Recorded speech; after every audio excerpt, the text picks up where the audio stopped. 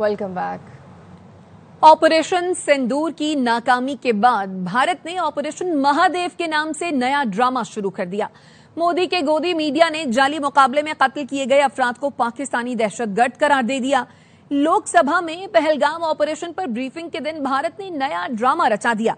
दिफाई तज्जियाकारों का कहना है इस झूठे ऑपरेशन को दुनिया तस्लीम नहीं करेगी। भारत का एक और फॉल्स फ्लैग ऑपरेशन सिंदूर की नाकामी के बाद ऑपरेशन महादेव के नाम से नया ड्रामा। भारतीय फौज ने मकबूजा कश्मीर में 3 अफराद को जाली मुकाबले में कत्ल किया, फिर भारतीय मीडिया ने उन्हें दहशतगर्द और पाकिस्तानी करार दे दिया। दिफाई तज्जियाकार ब्रिगेडियर रिटायर्ड हारिस नवाज कहते हैं भारत ने इस तवातुर से झूठा बयानिया बनाया है कि इस ऑपरेशन को भी कोई तस्लीम नहीं करेगा। आज आपकी पार्लियामेंट में ऑपरेशन ये जो पहलगाम के ऊपर डिस्कशन हो रही है और आज के दिन ही आपने श्रीनगर में ऑपरेशन किया है, तो इसको कौन मानेगा? अब आपके नाम मीडिया को दुनिया मानता है, ना आपकी कोई नैरेटिव को दुनिया मानता है।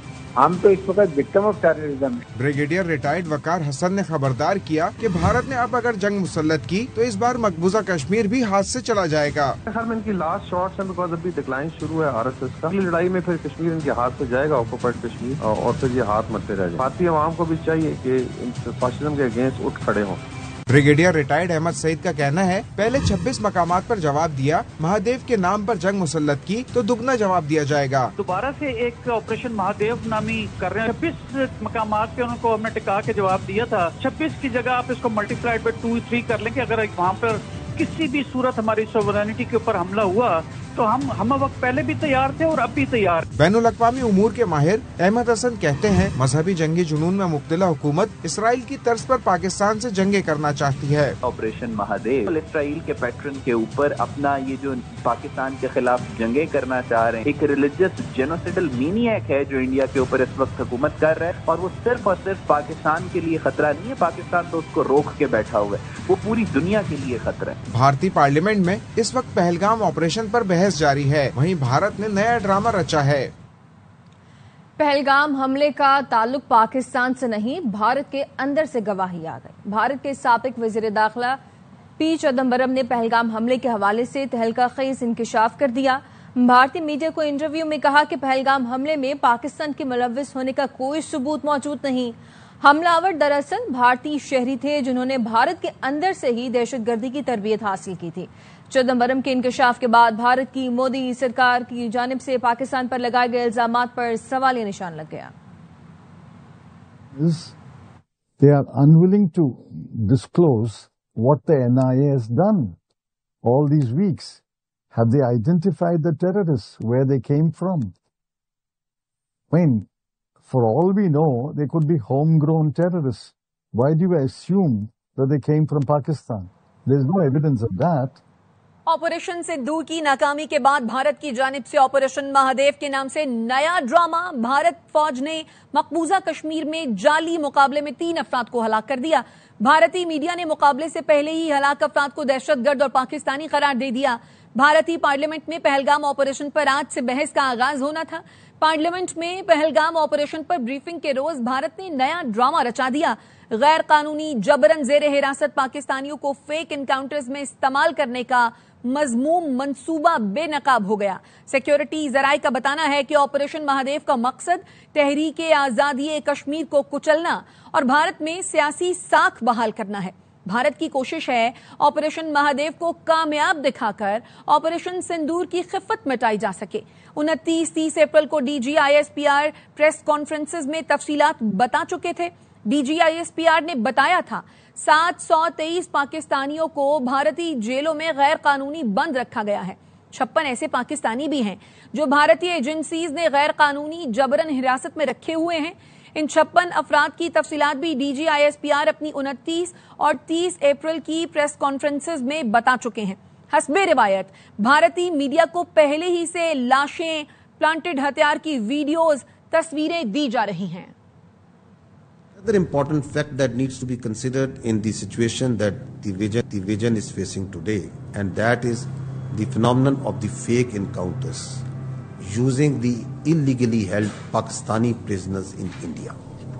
We have the reports, we have the information that hundreds of Pakistanis being held by the Indians in different jails and locations are used in fake encounters projected as terrorists and infiltrators.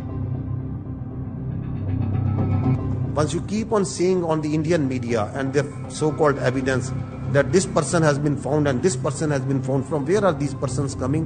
These are these Pakistani citizens, the Kashmiri citizens, who are held in different jails, in different locations. Like that poor boy Zia Mustafa and many other incidents that are on record, who are brought out of the jails, killed in fake encounters, tortured, forced to give confessional statements, posed as terrorists.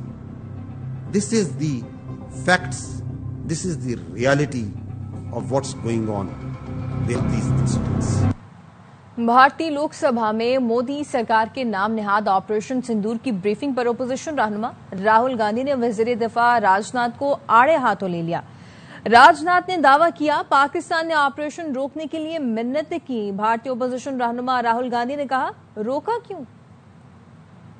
انہوں نے ایک کوشش کی, ہمارے D M O سے بات کی, مہاراج اب روک دیجئے, بہت ہو گیا. یہ پیشکش اس کیبنٹ کے ساتھ سویکار کی گئی تھی. انہیں رکیے تو رکیے, بتا دوں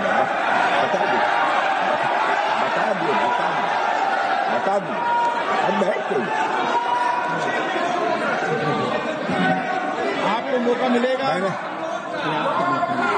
بہت سے سوچنائیں دی انہوں نے, بہت سے جانکاری دی, لیکن رکشا منتری ہونے کے ناطے یہ نہیں کہا کہ پہلگام میں دہشت گرد کیسے آئے, کیسے 5 دہشت گرد وہاں پر جا کر 26 لوگوں کی گولیاں سے چھلنی کرتے ہیں. یہ بات, یہ سوچنا رکشا منتری نے نہیں, یہی ہے سوچنا کا یدھ. پیپلز پارٹی کی نائب صدر سینیٹر شری رحمان کا کہنا ہے بھارتی سابق وزیر داخلہ چدمبرم نے مودی حکومت کو آئینہ دکھا دیا. بیان بھارت کے پاکستان پر لگائے الزامات کو جھوٹا ثابت کرتا ہے. بھارتی حکومت حملہ آوروں کی شناخت چھپا رہی ہے کیونکہ وہ بھارتی شہری تھے. پاکستان پہلگام واقعے پر بھارت کو آزادانہ تحقیقات کی پیشکش کر چکا ہے. بھارتی حکومت کو شفاف تحقیقات سے خوف ہے کیونکہ سچ سامنے آ جائے گا. پاکستان خطے میں امن کا حامی ہے. بھارت صرف الزامات کی روش پر قائم ہے. پہلگام حملہ بھارت کی ریاستی ناکامی کا نتیجہ ہے. مودی حکومت پاکستان پر الزامات کی بجائے اندرونی ناکامیوں کا جائزہ لے. بھارت کو جنگ اور سفارتی محاذ کے بعد کھیل کے میدان میں بھی ہزیمت کا سامنا ہے. بھارتی ٹیم کی پوائنٹس ٹیبل پر وہی صورتحال ہے جو جنگ میں بھارتی فضائیہ کی تھی. وزیر اعظم کی زیر صدارت کیش لیس ڈیجیٹل اکانومی سے متعلق اقدامات پر اجلاس ہوا جس میں معیشت کی ڈیجیٹائزیشن پر پیش رفت پر بریفنگ دی گئی. وزیر اعظم شہباز شریف نے کہا معیشت کی ڈیجیٹائزیشن سے شفافیت کے فروغ میں مدد ملے گی. حکومت ڈیجیٹل ادائیگی رقوم کی ڈیجیٹل منتقلی کی حوصلہ افزائی کر رہی ہے. ڈیجیٹائزیشن ٹرانسفارمیشن پلان کی بنیادی اساس عوام کو بغیر اضافی اخراجات سہولت دینا ہے. ڈیجیٹائزیشن ٹرانسفارمیشن پلان پر عمل درآمد کے لیے صوبائی حکومتوں سے مشاورت کی جائے. معیشت کی ڈیجیٹائزیشن اور کیش لیس اکانومی کے لیے صوبائی حکومتیں تعاون کریں. ڈیجیٹائزیشن ٹرانسفارمیشن پلان کو مستعد بنایا جائے تاکہ اہداف مقررہ وقت پر حاصل ہوں. تمام سٹیک ہولڈر سے بامانی مشاورت کو پلان کا مستقل حصہ بنایا جائے. چینی حکومت کے مقرر کردہ ریٹ پر دستیاب نہیں, عوام کو صرف بے وقوف بنایا جا رہا ہے. شہریوں کا کہنا ہے حکومت ہر چیز مہنگی کر رہی ہے, غریب کہاں جائے. عوام پاکستان پارٹی کے رہنما مفتاح اسماعیل کہتے ہیں چینی جان بوجھ کر برآمد کرائی گئی. کسانوں کو نون لیگ حکومت سے توقع نہیں رکھنی چاہیے. کراچی میں نیوز کانفرنس میں مزید کہا کہ مجھ پر لگے الزامات بے بنیاد ہیں, ثبوت ہے تو سامنے لائیں. اگر غلطی میری تھی تو اسحاق ڈار اور محمد اورنگزیب کی بھی تھی. چودھری میں اخلاقی جرت ہے تو وہ پھر قانون پہ مجھ سے مقابلہ کرے گا اور یہ اپنی پارلیمنٹری پریولیج جو ہے وہ ویو کرنے کا اعلان کر دے گا. انوشا رحمان کہہ دے گی کہ میں پارلیمنٹری پریولیج نہیں اٹھاؤں گی. یہ نشو نما کا پروگرام, اس سال میں وزیر تھا اس سال یہ پروگرام جو 5 سے بڑھ کے 20 ہوا 2022-23 میں, اور اگلے سال 20 سے بڑھ کے 35 ہو گیا جب ڈار صاحب وزیر تھے. اور مجھے پتہ ہی نہیں تھی کہ یہ پروگرام کیا, اور اگر مجھے پتہ تھی تو اس کا مطلب ہے کہ اسحاق ڈار کو بھی پتا تھی, اس کا مطلب ہے کہ محمد اورنگزیب کو بھی پتا تھی. پھر بھی انہوں نے یہ جھوٹ بولا کہ مفتاح کا کانفلکٹ آف انٹرسٹ ہے. تو اگر مفتاح کو یہ پتا تھی تو پھر اسحاق ڈار کو بھی تو پتا تھی نا 2023-24 کا پروگرام, اس نے کیوں 20 سے 35 کر دیا؟ اس کے بعد محمد اورنگزیب نے 42 کو 53 کیوں کر دیا؟ جب اسحاق ڈار صاحب شوگر ایڈوائزری کمیٹی کے چیئرمین بنتے ہیں as foreign minister of Pakistan, کبھی پاکستان کی تاریخ میں فارن منسٹر شوگر ایڈوائزری کا چیئرمین نہیں بنا ہے. انوشا بی بی کو اسحاق ڈار کی وہ کانفلکٹ نظر نہیں آئی. اسحاق ڈار کو شوگر ایڈوائزری بورڈ کا چیئرمین بنایا اور اس نے فورن ایکسپورٹ کی اجازت دے دی, پھر ایکسپورٹ کے کرتے رہے, پرائسز بڑھتے نہیں اور انہوں نے روکا نہیں. انوشا بی بی کو اور طارق فضل چودھری کو یہ نظر نہیں آیا. آپ چینی کا ایکسپورٹ کرواتے ہیں یہ جانتے بوجھتے ہوئے کہ چینی کی قیمت بڑھے گی. اگر چینی کی قیمت بڑھوانا مقصود نہیں ہوتی تو ایکسپورٹ نہیں کرواتے. اس مہینے کریشنگ شروع کر رہے ہو, اس مہینے کیوں چینی منگوا رہے ہو؟ اس سے پہلے تمہیں سمجھ نہیں آئی. اور یہ جو کہتے ہیں کہ ہم فارمرز کے فائدے کے لیے کر رہے ہیں, کمپلیٹ جھوٹ ہے. انہوں نے تو ویٹ کے فارمر ڈالا ہے. قومی اسمبلی میں اپوزیشن لیڈر عمر ایوب کہتے ہیں کہ 200% تک اشیاء مہنگی ہو گئی ہیں. حکومت نے پہلے 5 لاکھ چینی برآمد کی, اب درآمد کر رہی ہے. 5 اگست کو پرامن احتجاج ہوگا. محمود اچکزئی اور ہمارے ساتھی 2-3 دن میں لاہ عمل بتا دیں گے. شرح 200% چیزیں مہنگی ہوئی ہیں, 300-400% گیس مہنگی ہو گئی ہے, اشیاء خورد و نوش مہنگی ہو گئی ہیں. پیٹرول پہ انہوں نے 80 روپے litre petroleum development levy charge کی ہے. پہلے پاکستان میں 5 لاکھ ٹن چینی یہاں سے باہر بیچی اور پھر 5 لاکھ ٹن واپس ملک میں منگا رہے ہیں. 5 تاریخ کو پرامن ہوگا. ہم لوگ موبلائز ہیں. جو لائے عمل ہے وہ تحریک تحفظ آئین پاکستان اچکزئی صاحب اور ہمارے باقی ساتھی اس الائنس میں وہ مکمل کر کے اگلے 2-3 دن میں ہمیں بتائیں گے. ایم کیو ایم پاکستان کے چیئرمین خالد مقبول صدیقی کہتے ہیں ہم نے رستی جمہوریت کو سہارا دینے کے لیے حجت اتمام کر دی. کراچی میں نیوز کانفرنس میں ان کا کہنا تھا جن کا سندھ کے نظم و نسق اور بجٹ بنانے میں کوئی حصہ نہیں اور 100% اختیار ہے, انہیں فیصلہ کر لینا چاہیے. رستی بھی جمہوریت کو سہارا دینے کا ہم نے اپنے طرف سے حجت تمام کر رکھی ہے. جن کا کوئی کنٹریبیوشن نہیں ہے صوبے کے اندر نظم و نسق چلانے, اس کی جی ڈی پی میں, بجٹ بنانے میں, اور 100% اختیار ہے, اب ان کو فیصلہ کر لینا چاہیے. برے ترین دور میں بھی جب ہم روپوش تھے تو ہمارا فلیگ روپوش نہیں تھا اس شہر میں. سینسس اس کے اندر وارداتیں ہو رہی تھی, ان کو درست کروا کر کراچی اور سندھ کے شہری علاقوں کی آدھی جو آبادی لاپتہ تھی اس کو بازیاب کروایا ہے اور آدھی کیا. انشاءاللہ آئندہ 5 سال میں دوبارہ کوشش کریں گے کہ مردم شماری ہو اور باقی لوگوں کو بھی بازیاب کروائیں گے. 1 اگست سے لے کر 14 اگست تک ایم کیو ایم کے مرکز سے لے کر پورے پاکستان میں پروگرام ارینج کیے. یوم آزادی ماراکہ حق کے ساتھ ایک اہم اہمیت رکھتا ہے. وفاداری کے سرٹیفکیٹ ہمیں دینے چاہیے, ہمیں لینے پڑتے ہیں. سندھ میں بدترین کرپشن اور لوٹ مار ہے. 19 سال ہو گئے کہ فر منصوبہ مکمل نہیں ہوا, قیمت بڑھتی جا رہی ہے. امیر جماعت اسلامی پاکستان حافظ نعیم الرحمان کہتے ہیں ایم کیو ایم وفاق میں وزارتیں لے کر سکون سے بیٹھی ہے. امیر جماعت اسلامی حافظ نعیم الرحمان کے بیان پر ترجمان سندھ حکومت گنہور خان اسران کا رد عمل. کہتے ہیں جماعت اسلامی کا کام ہی الزام تراشی, نفرت, جھوٹ اور منافقت ہے. جماعت اسلامی کراچی کے 60 ٹاؤنز میں برسر اقتدار ہے. اربوں روپے کا بجٹ ان کو دیا گیا. نازم آباد, لیاقت آباد, کورنگی, بلدیہ, گلبرگ, جمشید, نیو کراچی میں گٹر ابل رہے ہیں. عوام جماعت اسلامی سے بجٹ کا حساب مانگے تو حکومت سندھ پر الزام ڈال دیتے ہیں. وفاقی وزیر اطلاعات عطا طاہر تقریب سے مخاطب ہیں. People look up to his tenure as the mayor of Istanbul is seen as the golden era of Istanbul. Now you must realize that Istanbul is a city of civilizations, where civilizations converge. It is a city which is at the cusp of Europe and Asia.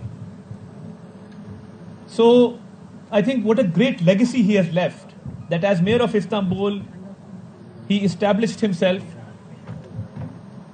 and proved to the people that somebody who has risen up from the grassroots level can not only deliver but has a better connection, a heart-to-heart connection with the people of his country, the people of his land. Recep Tayyip Erdogan, His Excellency the President, has been a great friend to Pakistan. And Pak-Turk friendship has really flourished during his tenure. We've seen development projects, more collaboration, people-to-people exchanges take place in a much more effective manner.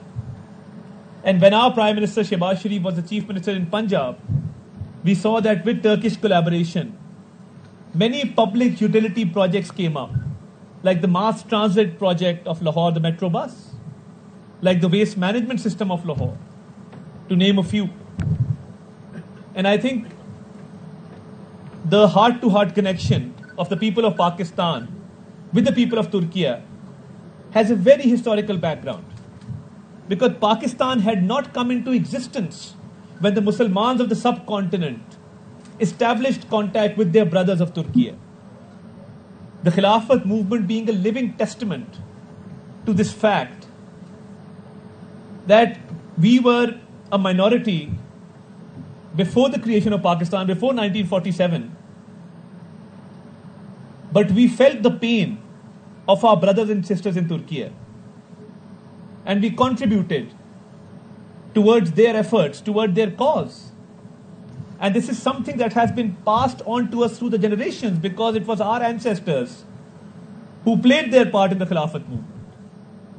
So you see, it's a friendship, a bond between people which knows no boundaries, which has been established way before boundaries were established. So I think this historical perspective, this historical background, and I will not take much of your time, I'll be very brief. This historical perspective has been manifested further, and we can see a practical manifestation of this friendship through our respective leaderships. And I must also appreciate that during the recent conflict with India, the way our Turkish brothers and sisters celebrated Pakistan's victory on the streets of Istanbul, on the streets of Ankara, I think that is something which is truly reflective of our friendship. And the historical background being taken to the future, where 3-4 generations down the line, we are able to connect to each other. We are able to be there for one another in natural calamities, in earthquakes, in floods, to support one another, and to be happy in each other's victory, and to celebrate the other's victory as one's own victory. So I think these are a few things that have very, very positively contributed towards this friendship. And His Excellency President Recep Tayyip Erdogan, as a world leader, as a leader of the Muslim Ummah, I think his work speaks for itself. In any conflict, whenever there's a refugee crisis, and we can relate to the refugee crisis because the creation of Pakistan itself had an influx of refugees. And people opened up their homes, people opened up their hearts for these people. And we always see, whenever there's a conflict, direct orders are passed by His Excellency the President to give refuge to the refugees and to open up the borders for the refugees. So I think this is something which really deserves appreciation, to feel the pain of the less privileged in society, to feel the pain of people who are under duress, under coercion, people who are faced with conflicts. So I think over the years, we've seen Turkey playing its role at the international level under the dynamic leadership of President Recep Tayyip Erdogan when it comes to global issues, when it comes to issues of the Muslim world, of the Muslim countries. Studio से फल वक्त इतना ही, देखते रहिए ARY news.